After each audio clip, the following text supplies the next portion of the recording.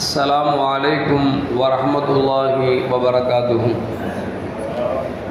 الحمد لله رب العالمين والصلاة والسلام على أشرف المرسلين وعلى آله وأصحابه وأتباعه أجمعين. கண்ணியத்திற்கும் பெருமதிப்பிற்கும் உரிய பெரியோர்களே, சகோதரர்களே, எல்லாம் வல்ல அல்லாஹு ஜல்ல ஜலாலுஹு நாம் செய்யக்கூடிய எல்லா நற்காரியங்களையும் முகஸ்துதிந்து இஹ்லாஸான முறையில் இறைவனுக்காக செய்யப்பட்ட நல்வணக்கங்களில் நம் வணக்கங்களை அல்லாஹ் அங்கீகரித்துக் கொள்வானாக. நாம் செய்யக்கூடிய வியாபாரங்களிலும் தொழில்துறைகளிலும் நஷ்டமில்லாத ஹலாலான ஒரு நிரம்ப லாபத்தை பெற்று அந்த லாபகரமான வாழ்க்கையை கொண்டு தம் தேவைகளையும் தேவை உடையவர்களின் தேவைகளையும் நிறைவேற்றக்கூடிய நல்ல பொருளாதாரத்தையும் உள்ள விசாலத்தையும் அல்லாஹ் நம் அனைவர்களுக்கும் வழங்கி அருள்வானாக. கஞ்சத்தனம் என்கிற தீய பண்பை விட்டு அல்லாஹ் நம்மை பாதுகாத்துக் கொள்வானாக. நம்மை இந்த உலகத்தில் வாழ வைக்கும் காலமெல்லாம் நோய் நொடி இன்றி உடல் ஆரோக்கியத்தோடு அல்லாஹ் நம்மை வாழச் செய்வானாக. அந்த ஆரோக்கியமான வாழ்க்கையை கொண்டு அல்லாஹ் ரசூலை நெருங்கக்கூடிய அனைத்து நல்லவர்களையும் புரியக்கூடிய நல்ல முத்தகீன்களின் கூட்டத்தில் நம்மை ஆக்கி அருள்வானாக. திடீர் மரணங்களை விட்டும் தீய மரணங்களை விட்டும் நம்மையும் நம் குடும்பத்தையும் நம் சமூகத்தையும் அல்லாஹ் முழுமையான முறையில் பாதுகாத்துக் கொள்வானாக. மருத்துவமனையின் செலவினங்களை விட்டும் வேதனைகளை விட்டும் அல்லாஹ் நம்மை பாதுகாத்துக் கொள்வானாக. நம்மில் யாரெல்லாம் நோயால் பாதிக்கப்பட்டு வீடே கதி என்றும் ஆஸ்பத்திரியை கதி என்றும் அல்லல் பட்டும் அவதியுற்றும் இருக்கிறார்கள் மக்களுக்கெல்லாம் நோயை போக்கியுடன் ஆரோக்கியத்தை வழங்கி அருள்வானாக. நாம் இந்த உலகத்தில் வாழ்ந்து மறைகிற நேரத்தில் லா இலாஹ இல்லல்லாஹ் முஹம்மதுர் ரசூலுல்லாஹ் என்ற கலிமாவை மொழிந்து ஜன்னத்துல் ஃபிர்தௌஸை கண்ணால் கண்டு அகமகிழ்ந்து சிரித்தவனமாக மரணிக்கக்கூடிய நல் தௌஃபீக்கினை நம் அனைவர்களுக்கும் அல்லாஹ் வழங்கி அருள்வானாக. மரணித்தும் மரணிக்காத இறைநேசர்களின் கூட்டத்தில் நம்மை ஆக்கி அருள்வானாக. நாளை மறுமையிலே கண்மணி முஹம்மது ரசூலுல்லாஹி ஸல்லல்லாஹு அலைஹி வஸல்லம் அவர்களின் திரு கரங்களால் ஹவ்துல் கௌசர் என்கிற தடாகத்தில் நீர் பருகி அன்னாரின் ஷஃபாஅத்தை பெற்று அன்னாரின் கரம் பிடித்து ஜன்னத்துல் ஃபிர்தௌஸ் என்ற உயர்ந்த சொர்க்கத்தில் அவர்களின் பணியாளர்களாக அல்லாஹ் நம்மை அங்கீகரித்துக் கொள்வானாக. எல்லாவற்றுக்கும் மேலாக இறை அன்பை பெற்று இறைவனை பார்த்து பரவசம் அடையக்கூடிய அனுலிகாவையும் ரிதாவையும் பெற்ற மக்களில் அல்லாஹ் நம்மை ஆக்கிக் கொள்வானாக. அருமையான மூமின்களே, சுஃபியான் சௌரி என்று சொன்னாலே மிகப்பெரிய மார்க்க மாமேதையாக அவர்கள் வாழும் காலத்தில் திகழ்ந்திருக்கிறார்கள். எந்த அளவுக்கு என்று சொன்னால் மக்காவில் ஃபத்வா கொடுக்கக்கூடிய பொறுப்பை அவரிடத்தில் தான் வழங்கப்பட்டிருந்தது. அவர் ஒரு மார்க்க மேதை மட்டுமல்ல, இறைநேச செல்வரும் கூட. எந்த அளவுக்கு என்று சொன்னால் இப்னு அதி ரஹ்மத்துல்லாஹி சொல்கிறார்கள், சுஃபியான் சௌரி ஒரு நாள் எங்கள் வீட்டுக்கு வந்தார்கள். வந்து இரவு தங்கினார்கள். இரவில் தங்கினார் என்று சொன்னால் இரவெல்லாம் தூங்காமல் விழித்து அழுது புலம்பிக் கொண்டிருந்தார்கள். அப்பொழுது நான் கேட்டேன், ஏன் இப்படி அழுகிறீர்கள் என்று நான் கேட்டேன். அப்பொழுது அவர்கள் சொன்னார்கள், என் பாவங்கள் அதிகரித்து விட்டது, பாவத்தை நினைத்து நான் அழுகிறேன் வருந்துகிறேன் என்று சொல்லி சுஃபியான் சௌரி ரலியல்லாஹு தஆலா அவர்கள் சொன்னார்கள் என்பது வரலாறு நமக்கு சொல்லி காட்டுகிறது. இன்னும் சொல்ல போனால் இப்னு உமர் சொல்கிறார்கள், சுஃபியான் சௌரி நான் ஒரு கட்டத்தில் பார்த்தேன், இரவெல்லாம் வணங்கி அழுது புலம்பிக் கொண்டிருந்தார்கள்.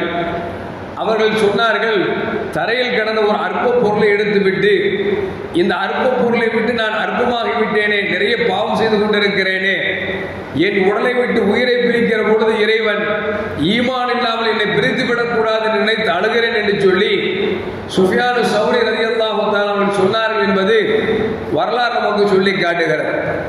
இந்த சுஃபியான் சௌரி ரலியல்லாஹு தஆலா அவர்கள் ஒரு நாள் ஹஜ்ஜுக்காக புறப்பட்டு செல்கிறார்கள். ஹஜ்ஜுக்கு சென்று எல்லா கிரியைகளையும் அவர் செய்து கொண்டிருக்கிறார்கள். அப்படி தவாப் செய்கிற பொழுது தவாப் செய்து கொண்டே இருக்கிறார்கள். ஒரு இளைஞரை பார்க்கிறார்கள்.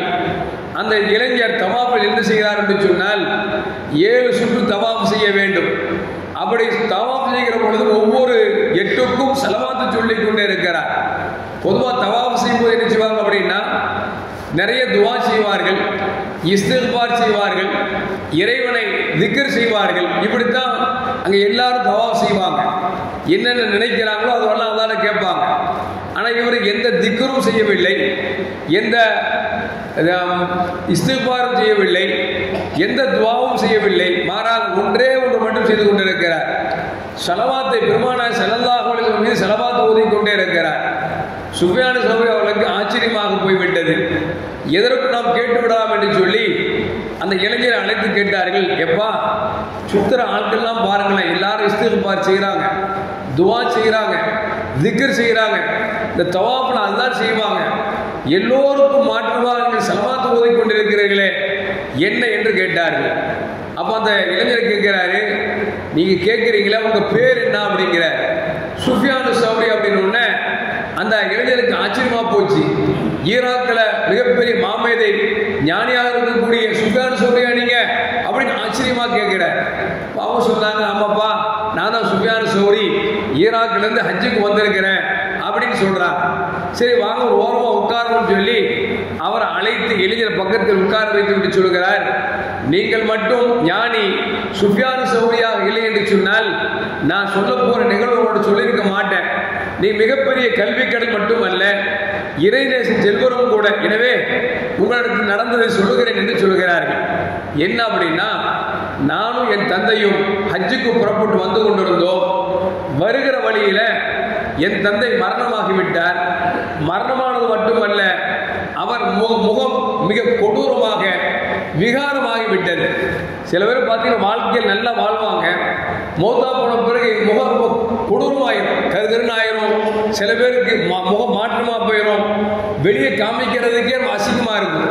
அதான் ரசூலுல்லாஹ் சொல்லுவாங்க, மௌத்தை குளிப்பாட்டுபவர்கள் மௌத்தில் இருக்கக்கூடிய குறைகளை பிறருக்கு சொல்லாதீங்க. ஏன்னா உண்மையிலே அவர் குற்றம் செய்து இறைவன் தண்டித்து கூட இருக்கலாம். எனவே ஒரு மௌத்தா போயிட்டார்னா அவர்கிட்ட ஏதாவது குறைகள் இருந்தாலும் குறைகளை வெளிப்படுத்தாதீங்க அப்படிம்பாங்க.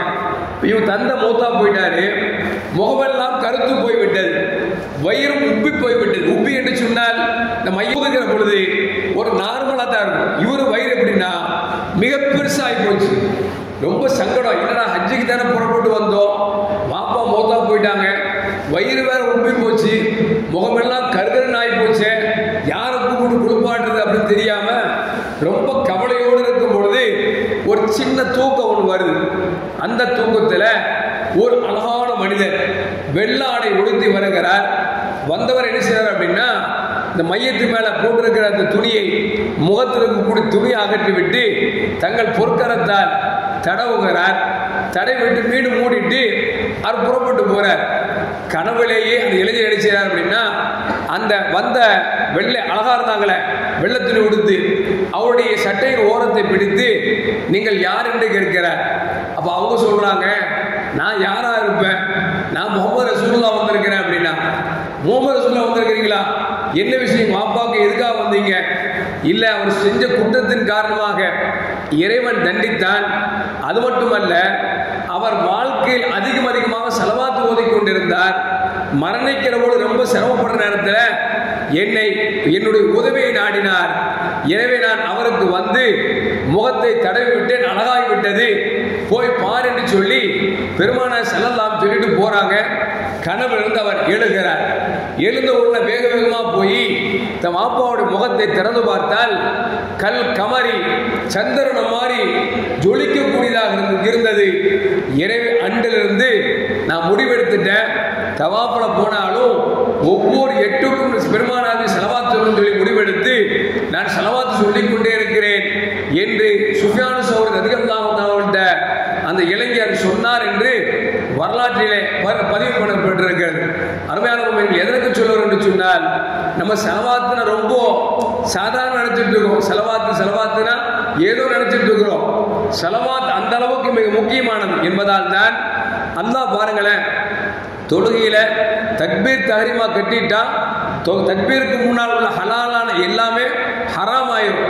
சாப்பிட்றது, பேசுறது, குடிக்கிறது எதுவாக இருந்தாலும் தக்பீருக்கு முன்னால் எதுவெல்லாம் ஹலாலோ அதுவெல்லாம் ஹராம் ஆயிரும். ஆனால் தொழுகையில பாருங்க, அல்லாஹ் மட்டும் நினைக்க வேண்டிய இடத்துல ரசூல் ஸல்லல்லாஹு அலைஹி மீது ஸலவாத் ஓதணும் அப்படின்னு சொல்லி தொழுகையில மார்க்க சட்டம் சொல்லி தருகிறது. ஒருவேளை ஸலவாத் சொல்லல அப்படின்னா தொழுக கூடாதுன்னு சொல்லுது. மையத்து தொழுகைக்கு பாங்கும் இல்லை, காமத்தும் இல்லை. ஆனா பெருமானார் ஸல்லல்லாஹு அலைஹி வஸல்லம் ஸலவாத் இல்லைன்னா அந்த தொழுக கூடாது. இப்படி ஸலவாத்திற்கு மிக மிக முக்கியமான பல காரணங்கள் இருக்கு. ஸலவாத்தை நாம் எந்த அளவுக்கு ஓதுகிறோமோ முகம் பிரகாசம் அடையும். உள்ளம் பிரகாசம் அடையும், கனவில ரசூலுல்லாஹ்வை பார்க்கக்கூடிய பாக்கியம் கிடைக்கும். ஒருவேளை நாம் மௌத்தாகிற பொழுது சிரமப்பட்டால், அது மௌத்துக்கு பிறகு முகங்கள் கோரமாகிவிட்டால் ஸல்லல்லாஹு அலைஹி வஸல்லம் முகத்தை அழகுபடுத்துகிறார்கள் என்பதும் இந்த நிகழ்வு நமக்கு சொல்லித் தருகிறது என்று சொன்னால், அருமையான மக்களே, சும்மா இருக்கிற நேரத்தில் ஸலவாத்தை நிறைய ஓதும். எந்த அளவுக்கு ஸலவாத்தை ஓதுகிறோமோ அந்த அளவுக்கு ரசூலுல்லாஹி ஸல்லல்லாஹு அலைஹி அவர்களுக்கு நாம் ஓதுகிற ஸலவாத்தை எடுத்து காட்டப்படுகிறது. நமக்காக ரசூலுல்லாஹி ஸல்லல்லாஹு அவர்கள் துஆ செய்கிறார்கள். மேலும் பெருமானார் ஸல்லல்லாஹு சொன்னாங்க, என் பெயரை கேட்டு யார் ஸலவாத் ஓதுகிறார்களோ அவர்களுக்கு நாளை மறுமையில் என்னுடைய ரெக்கமெண்ட் ஷஃபாத் உண்டு என்று பெருமானார் ஸல்லல்லாஹு சொல்லியிருக்கிறாங்க. எனவே ஸலவாத்தை நாம் அதிகமாக ஓத வேண்டும். அதிகம் எந்த அளவுக்கு ஓதுகிறோமோ அந்த அளவுக்கு நம்முடைய உள்ளங்களும் முகங்களும் பிரகாசம் அடைகிறது என்பது பெரியோருடைய சொற்களாக இருக்கிறது. எல்லாம் அல்லாஹ் ஜல்ல ஜலாலுஹு நபிகள் நாயகம் ஸல்லல்லாஹு அலைஹி வஸல்லம் ஸலவாத் ஓதி அவர்களை கனவிலும் நனவிலும் கண்டுகளிக்கக்கூடிய நல்பாக்கியம் பெற்ற மக்களில் அல்லாஹ் நம்மை ஆக்கி அருள்வானாக. அஸ்ஸலாமு அலைக்கும் வரஹ்மத்துல்லாஹி வபரகாத்துஹு. ஸல்லல்லாஹு அலா முஹம்மத் ஸல்லல்லாஹு அலைஹி வஸல்லம். ஸல்லல்லாஹு அலா முஹம்மத் ஸல்லல்லாஹு அலைஹி வஸல்லம். ஸல்லல்லாஹு